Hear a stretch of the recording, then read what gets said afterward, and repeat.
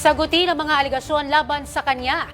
Yan ang pahayag ng mga mambabatas laban sa pahayag ni Vice President Sara Duterte sa panawagan nitong itigil muna ang pamumulitika. Si Jap Regala, live mula sa Batasang Pambansa. Jap. Zay, matapang na sinagot ng mga mambabatas ang pahayag ni Vice President Sara Duterte kaugnay sa anyay pagpapatigil ng umano'y pamumulitika. Ito'y matapos iginiit ng Vice Presidente na mas dapat pagtuunan ng pamahalaan ng mga isyu ng bansa sa halip na ang impeachment na anyay nakasentro lamang sa political interest. Pero ayon kay House Deputy Speaker Janet Garin, hindi pamumulitika ang paglilitis kundi pagpapatupad ng konstitusyon at pananagutan ng mga matataas na opisyal. Hindi po ito pamumulitika dahil kaakibat ng responsibilidad ng isang nahalal na opisyal, kaakibat ng mataas na posisyon ay ang responsibilidad at ang accountability.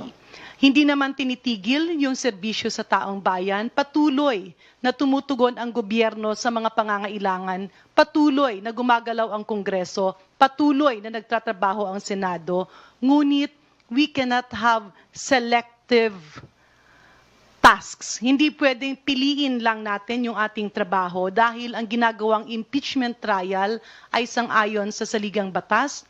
It is our moral obligation and our moral duty. Dagdag pa ni Garin, ang panawagan na itigil ang proseso ay maaaring magpakita na hindi kayang sagutin ang mga paratang laban sa Vice Presidente. Calling to stop all of this might be pointing to the fact na hindi maidepensa yung mga aligasyon doon. So, ba't hindi natin ibalik? Pag-usapan natin yung mga aligasyon, it's the best venue where the Vice President can refute the allegations and clean her name. Samantala, giit naman ni House Prosecutor Joel Chua, matagal nang naghihintay ang publiko ng mga paliwanag ng Vice Presidente sa mga isyong iniuugnay sa kanya. Matagal na rin pong nag-aantay ang ating mga kababayan sa sagutin niya ang issue kung sino si Mary Grace Piatos. Matagal na rin po nag-aantay ang ating mga kababayan na siya po ay humarap at sagutin niya lahat ng mga aligasyon sa kanya sa impeachment. At matagal na rin po nag-aantay ang ating mga kababayan sa sagot niya kung saan po nakuha yung transaksyon na nagkakahalaga ng 6.7 billion na inilabas po ng AMLAC.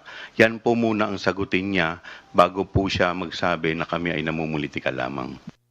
Sinabi naman ni House Prosecutor Terry Ridon na hindi rin totoo ang paratang na napabayaan na ng pamahalaan ng iba pang mahahalagang issue dahil sa impeachment trial.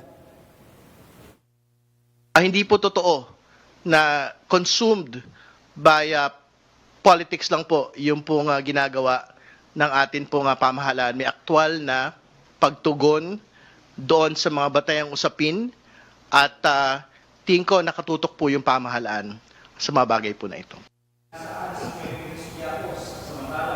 Zay, inaasahan naman ng House Prosecution Panel na mas lalalim pa nga itong presentasyon ng mga ebidensya sa susunod na linggo. At kasama na nga rito ang mga tetestigong magpapatibay sa laman ng Articles of Impeachment. Zay.